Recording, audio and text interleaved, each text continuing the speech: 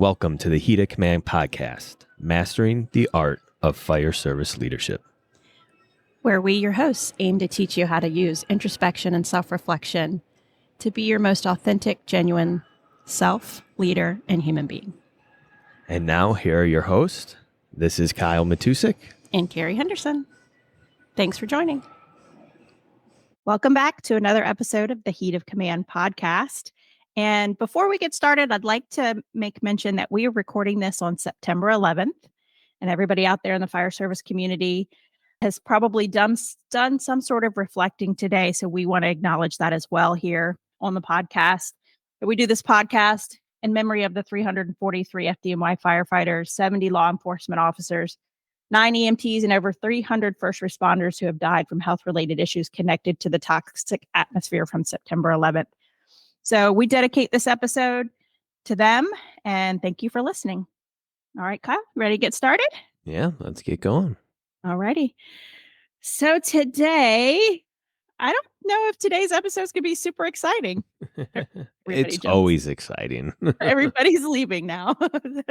I wanted to talk today about customer service, and I know that doesn't sound like, we're not talking about cutting holes in roofs or technical rescue or something exciting, but I think customer service is so important, and we don't really ever talk about it. We just expect that it gets done, and it's probably somewhere in your fire chief's expectations that go out that we provide exceptional customer service, and we just do it. And some organizations do it really great. Some companies do it really great, and some people and organizations, I think, miss the mark sometimes. So wanted to talk about that and what makes for good customer service. How can you provide good customer service? What can you do? Or maybe some ideas of if you've got people on your crew that aren't interested in providing good customer service or don't see it in the way maybe you want them to see it. So it makes me think of the movie The Breakup, Vince Vaughn, Jennifer Aniston, and she's telling him, I want you to want to do the dishes. And that's kind of how I feel about this is I want you to want to provide good customer service, even when it's a repeat offender and it's the middle of the night and it's those calls that you're just kind of tired of going on. So that's where I think we should go today with that. Yeah, times have changed a lot, and what's called of us and the job that we do and the requirements and accreditation and reviews and cameras everywhere.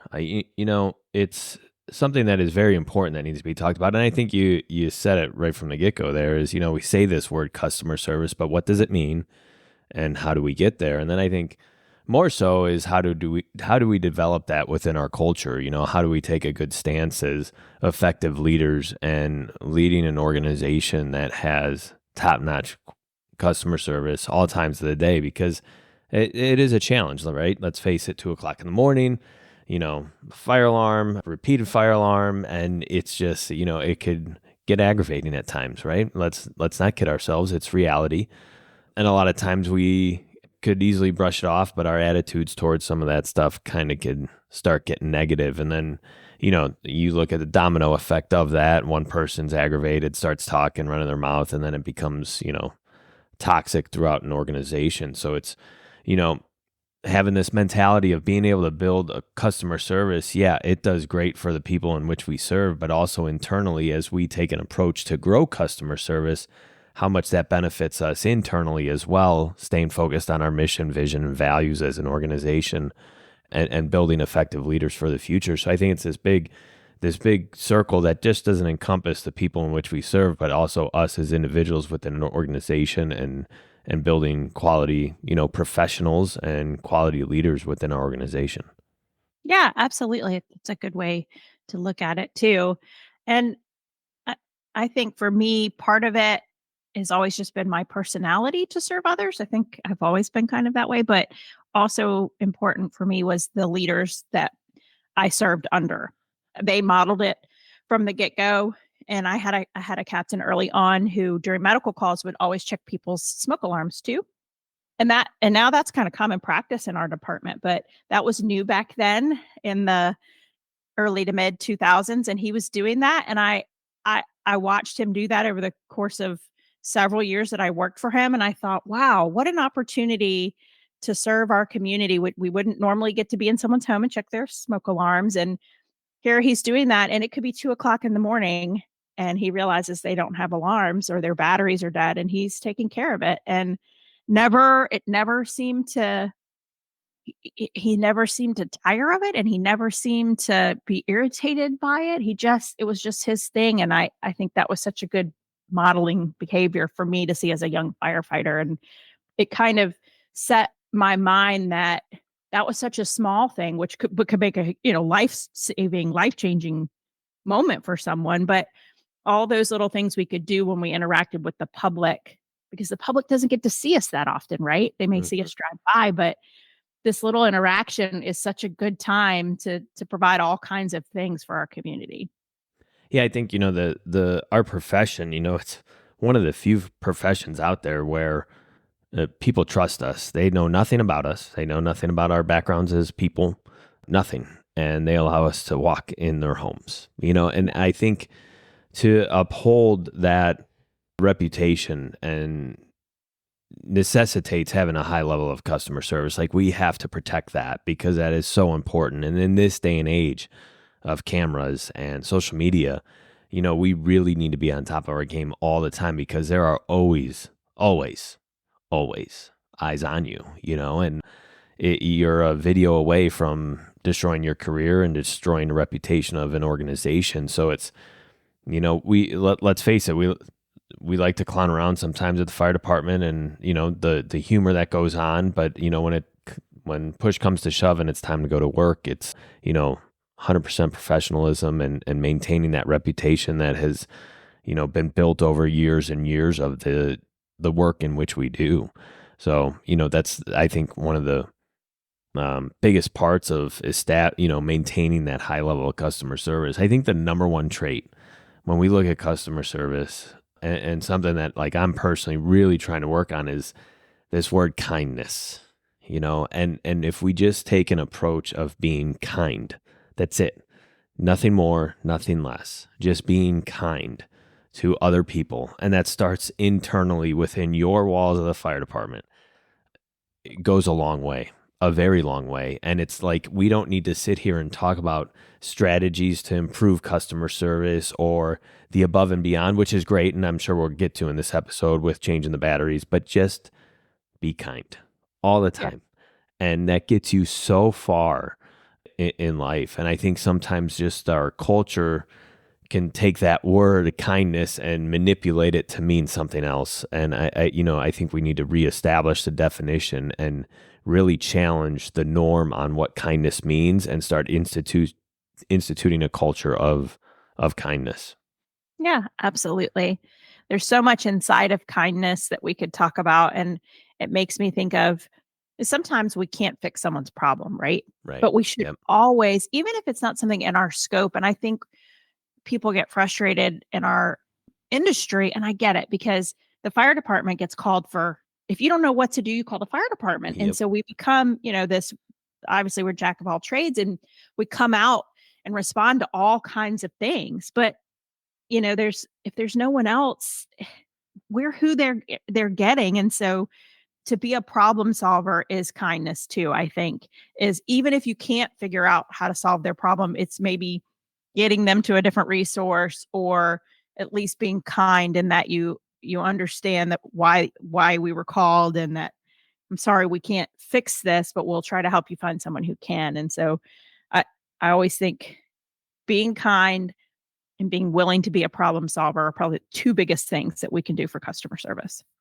Yeah, absolutely. And, like I said, I think establishing that culture of kindness, and it starts, for me, I look at that and it starts within those four walls of the firehouse. And it's looking at your environment and your organization, wherever you find yourself, and just look in your organization before you even go out on a call. And is, kindness a part of that organization? And if not, what are the strategies that we can do? I guess, Kerry, what's some of the things we can do to establish that culture of kindness initially just in our four walls? Because let's face it, right? we become who we're surrounded by, whether you like to think so or not, right? So if you're around an organization that doesn't, think kindness is an important trait to have, and, they go off on, disgruntledness or whatever the case may be, you start to become that, whether you like it or not. Over time, it just happens, right? You become what you're surrounded by. So how do you break that, I guess, or how do we institute cultures that are effective in kindness? Because if we are kind in our firehouse, it's gonna just portray out there, and when new people come in, it's gonna become their norm, and they won't know anything else. So it's almost like, how do we build this in to where it's just automatic? Yeah, that's a hard question. I think some of it makes me think of a lot of the work we've done for mental health and the the idea and the notion that everyone has a story, and if you can take yourself out of it, like I always try to think, why did this person call, or what's this person's story? Because we automatically make all of these assumptions, Yeah, right? So, yeah, well, I see a lot of, I used to see frustration in crews. We're a pretty affluent community, like yours is as well, that you work in, and we would see these folks that make very, very good money, very, very nice homes, but they've moved here and retired. They've left their families, and they moved here and retired, and now they have no one. They have no one to care for them. They've aged out in their home. They probably still have a decent amount of money, or maybe they don't. They just don't know what else. They have no one else to lean on or to call. And so I always have to remind myself, I may be this only person's lifeline. They have no they they don't know what resources are out there. And now our department, and I think this has helped tremendously with our customer service and our burnout and the satisfaction is, everybody says we get these repeat callers.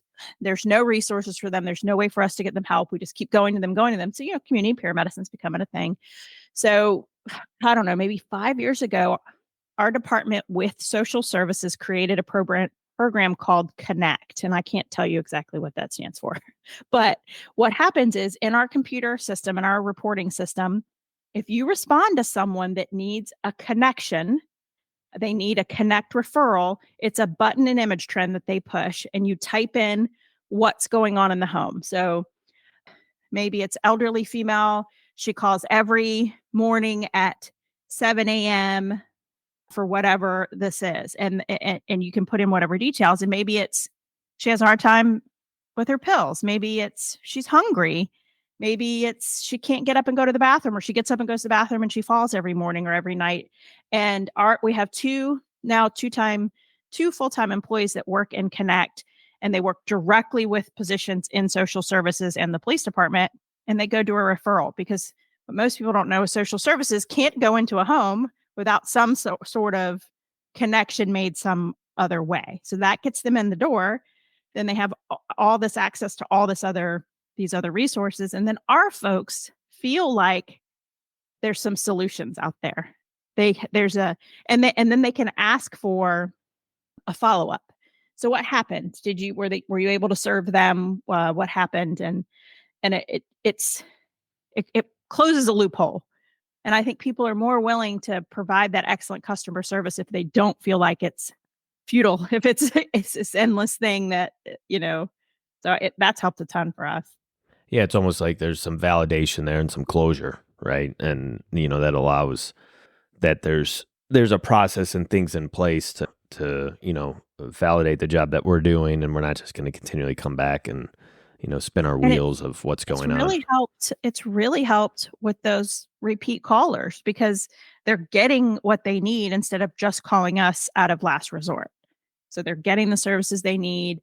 And and the women that work in the Connect program, they go to doctor's appointments with these folks to help them stay on top of their care with their medications. They're advocates for them. They get them medical equipment. They do all kinds of awesome stuff that, I never thought the fire department would be doing, but it's making a tremendous impact in our community. Yeah, it sounds that way, and it's having that progressive mindset of where our industry was, where it is today, and where it can go, and looking at the opportunities as well, as where we can serve the public and promote the job in which we do, and ensuring there's resolutions regardless of what it is we go on, regardless if we are the experts in that, but there's always an avenue to provide somebody some solutions. And I think that's extremely valuable, right? And definitely increases the customer service of what we do. In this day and age, a lot of times, I don't know about you, but a lot of times you're trying to justify your job. You're trying to justify your manning. You're trying to justify this, that, and the money being spent and the apparatus and the tools and all this stuff. And when you start instituting more programs where you're needed and can actually go and solve some problems or administer the resources necessary to resolve the problem, that just justifies our need even more. And I think, let's face it, we have a commitment to the taxpayers, and justifying everything that we do to the taxpayers, I think only benefits us, and it provides something above and beyond of what the industry, historically used to be. So, that's definitely a positive. And Kyle, you're right. A lot of, and at least where I work, a huge amount of funding comes to the fire department, and it's justified 100%. We provide so much service to the community, and there's so much that the community relies on us for, and the services we provide. So it's well worth it. But you're right. It is showing that and letting our citizens know that we appreciate that they support us and fund us and our community. And I think too, for customer service, this plays a part in it too. Where I work, our citizens love us for the most part. So they come to the stations and thank us, and they see us in the grocery store and they thank us for our service. But there's jurisdictions near me where they have a different citizen base, and they don't get that love, right? They don't, Yeah. and so it's hard to, when you're going on calls and maybe you're not as appreciated or understood. People don't understand what you do, so they can't appreciate it if they don't understand it. Yeah. Yeah. There's, yeah, I don't even know where I was going to go Yeah, if with you're that. With picking that. someone up in the ambulance and they just want to ride to to the hospital to get to the closest liquor store, or to get to to their buddy's house, and they're gonna jump out of your ambulance AMA. That's a different customer than Mrs. Smith, who's broken her hip and she's very thankful that you scooped her up and took her to the hospital, and then she brings you sandwiches or something. Right. Right. It's just different. You almost have to use the positive to boost you up during the negative, right? And it's like that's where a lot of this stuff just is all encompassing in everything that we talk about, because it's then preventing. How do you prevent from being jaded? Because as we get jaded, right, that could take away some of that kindness and start reducing that customer service because you're annoyed, you're frustrated, whatever the case may be, and rightfully so, right? But at the same token, again, it's maintaining that professionalism outside and all the time. So, one quick thing I want to ask you and get your opinion on, kind of switching gears a little bit, but kind of the same thing, talking about customer service and the job that we do. And this could be, I don't know if it's a controversial topic. I don't know No. how departments feel about it.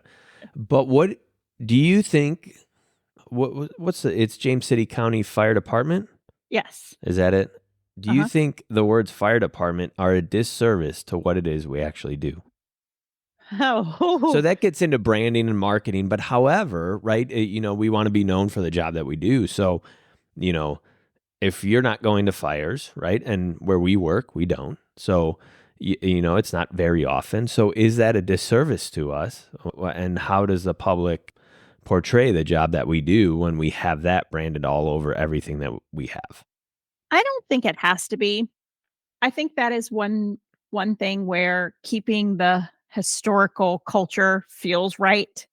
Especially to our members. It feel but it's an education thing, right? Right. We are called the James City County Fire Department, but in James City County, the fire department does all of these things. And so it's an education component because you're right. The public doesn't know half, three quarters. They don't know. They know a quarter of what we do. And so it's an education component. And I use that a lot to tell people, well, this is what, and we use social media to show that. And all the time, our social media posts are about all the other things that we're doing and that education component. I think we can keep our name Yeah. and Yeah. just Just educate. But that's a very good question. And there are organizations near us. So York County is a neighboring department, and they're the York County Department of Fire and Life Safety. Okay.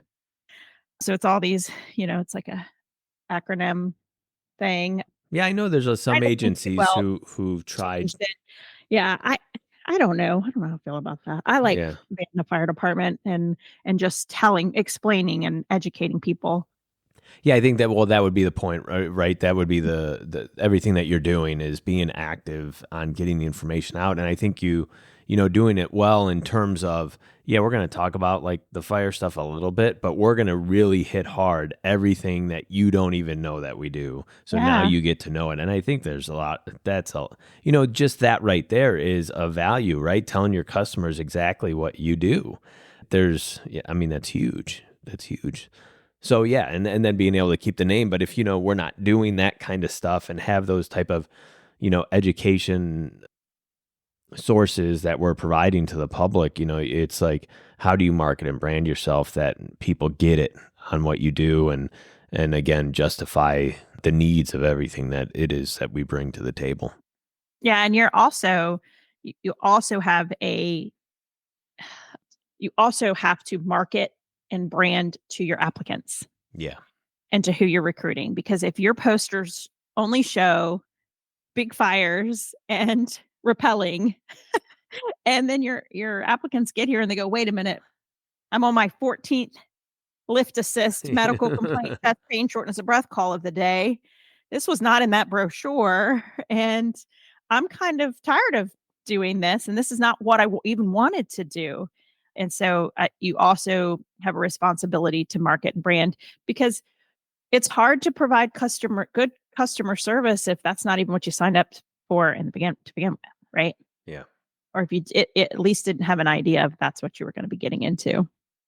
Yeah, absolutely. And, so to kind of switching gears a little bit, I guess, when we look at customer service, and I think one of the big things to discuss and get your thoughts on is, how do we maintain that high level of customer service? And we've kind of hit on this a little bit. And how do we maintain that high level of customer service through kindness during those times of adversity?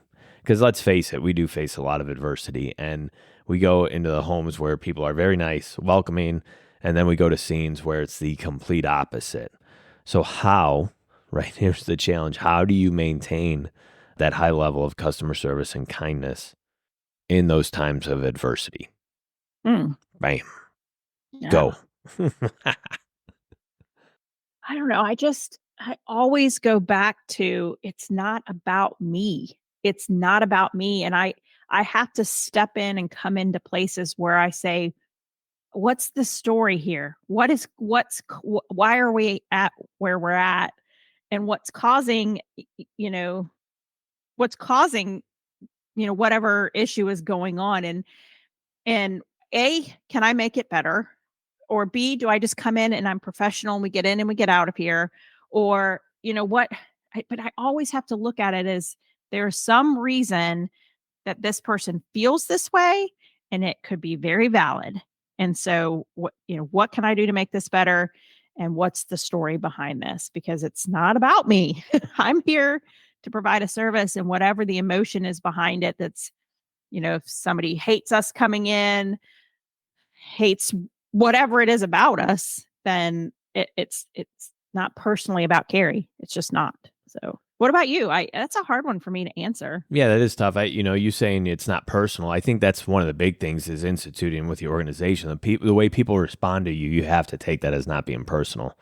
First off, it's not against you, and it's having that empathetic approach. And like I said, for me, it starts within, who you surround yourself by in and out of the firehouse, and what you're doing to better yourself as an individual and as a professional. Because there are a lot of challenges with that, because it is hard sometimes. So let's face the facts, right? We see some of the worst things society has to offer, and it jades us, and it could create bad attitudes. And I get it. And I think that's where everything that we talk about, and that, you open the episode with, like, this could be a boring episode, but like it's all inclusive to everything that we talk about when we talk about mental health and we talk about leadership and authenticity and introspection and empathy and compassion. Like it all relates into everything that we do, and developing a high level of customer service and facing adversity. Like that's what we signed up for, so it's taking that look at yourself. Like, I know I got frustrated here, and having these realization moments, like I could have handled that better. I know I was aggravated and I still will be aggravated, but I can handle that better and then go be aggravated at the kitchen table over dinner with my crew and get it all out there. So I think it's establishing that environment that allows for that, because again, we all from time to time will make those mistakes where, just the other day, we had an overnight fire alarm, not overnight, early morning, repeat offender, just recently, just kind of kept going off, whatever. They need to get their system fixed regardless. But, we go in and we're just kind of short while they, and then they reset the panel before us getting there or silenced it, which is a big no-no, right?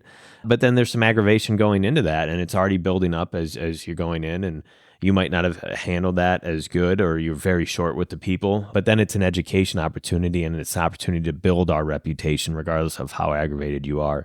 So it's, squashing, the aggravation or frustration that you feel and utilizing it.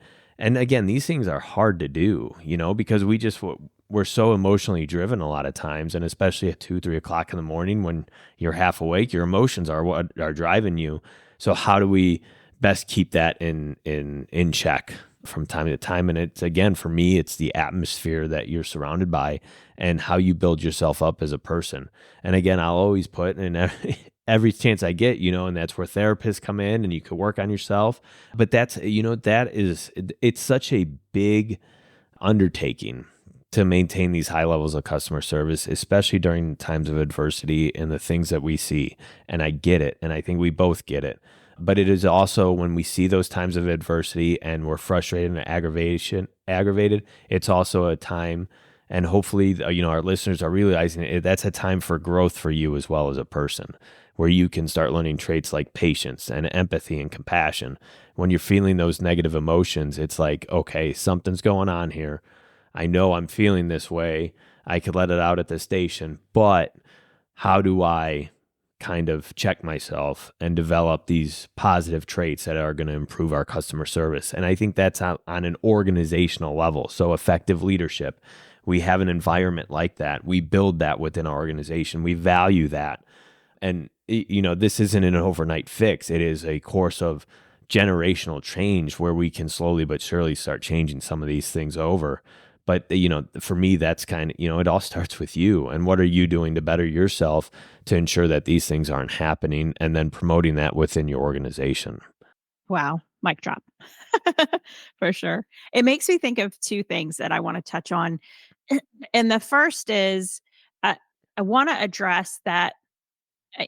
We have both said it's not about you. It's not about, don't take it personal. But I do think there are times, and I want to address that there are times where people make it personal, right? And there are times, if you are being discriminated on a call by a customer based on your skin color, your gender, whatever it is, I think that's the time when your coworkers step in and they help intervene, right? So I've been on calls where there has been doubt about my ability based on the fact that I'm a woman. It didn't really bother me. I For whatever reason, but I could see where, if I've been on several calls where it was two females on the ambulance, me and another woman, picking up men off the floor, treating a man, and, oh, we're the strong firemen that are going to actually pick me up, and that could really bother somebody. Didn't bother me, laughed about it, you know, pick the guy up. This has happened several times to me, but I have also seen that take place with African American coworkers where, a white customer did not want to be taken care of by a Black EMS provider. And I think that's where your coworkers really do need to step in and help kind of facilitate or navigate through that, because that's a whole different thing than when Kyle and I are saying don't take it Mm-hmm. personal. So I Yeah. just wanted to put that out there. But the other thing it makes me think of, and this is a funny story because you're talking about times when you kind of let the irritation get to you. And this is a whole different topic, but you've been running calls in the ambulance. you're tired, and you kind of let your customer service slip. And this is a story that happened to me as a young paramedic. I show up, we've been running calls all night long. I show up to an apartment complex for abdominal pain. And it's a young couple that meet me at the door of their apartment, bags packed. The gentleman, he's probably in his 30s, early 30s. He's got a bag packed. His wife kisses him goodbye and says, "Call me when you're done at the hospital and I'll come pick you up." And I'm like, "What?" And I'm like, "Get on the stretcher." So I put him on the stretcher, and I'm not using my best Kerry customer service skills at this point because I'm exhausted. And I'm like, "Why can't you drive him to the hospital?" And it's trying to tell me something about him. And I'm like, yeah, yeah, yeah, yeah, yeah. Okay, okay, okay, okay. And I put him on the stretcher and I take him to the ambulance. My driver says, "Do you need anything?" I said, "Nope, let's roll." So he's driving me to the hospital and we're going down the road. And my patient starts saying some really off the wall stuff to me. So I'm asking him about his bowel movements and he is describing them in graphic detail to me. And I'm like, okay. So I asked him some other stuff about his general overall health. And he looks me dead in the eyes and says, "My nipples have been a little itchy." And I was like, huh. And he says, "Would you rub them for me? I have $2 in my pocket." And I'm like, what is happening here? I'm like, okay, man, let's just get to the hospital. So we get there, we roll into the ER. All of the nurses know this guy. They call him by name, "Such and such, how have you been?" And I'm like, am I on candid camera? So I'm like, "Hey, what's the deal?" And they're like, "Oh, you've never met Mr. Such and such?" And I said, "No." And they said, "He has a bullet in his brain and he has no internal monologue." And that's exactly what his wife was trying to tell me. And I Wow. wasn't listening. Yes. So now I always think about that when I'm short with somebody or I'm trying to just move past whatever's going on and do it my way. I'm like, okay, you need to listen. You need to listen. There could be critical information that you are not getting. But yes, that was one of my funniest and most like poor examples of customer service. So Yeah.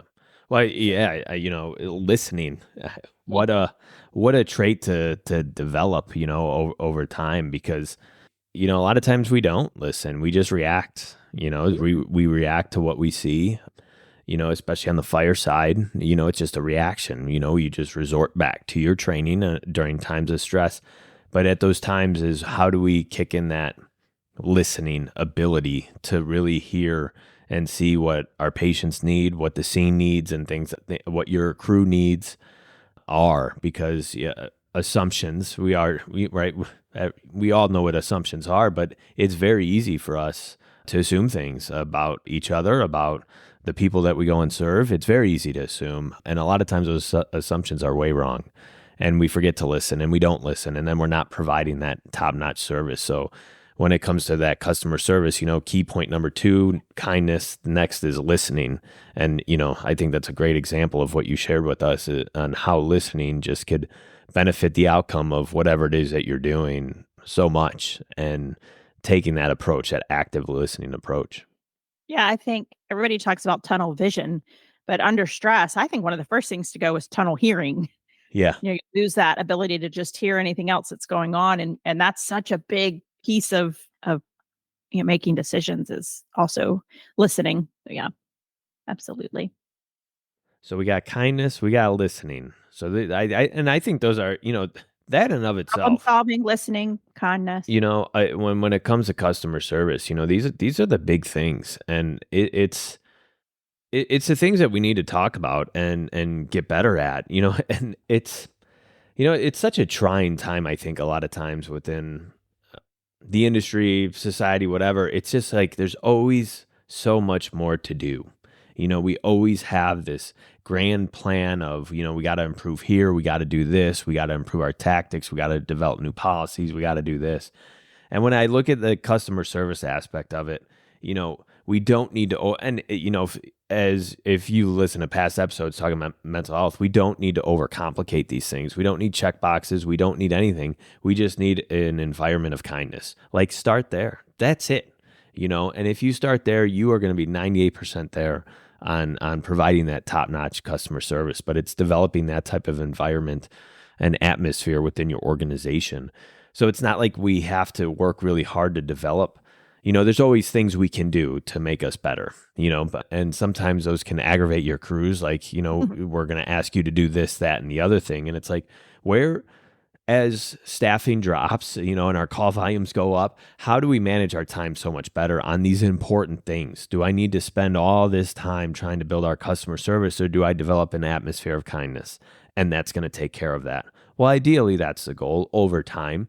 And sure, there's always strategies that we can throw in there to help boost our customer service. But starting with, keep it simple. Like, just keep it simple and develop these basic characteristics in your people, and they will go so far.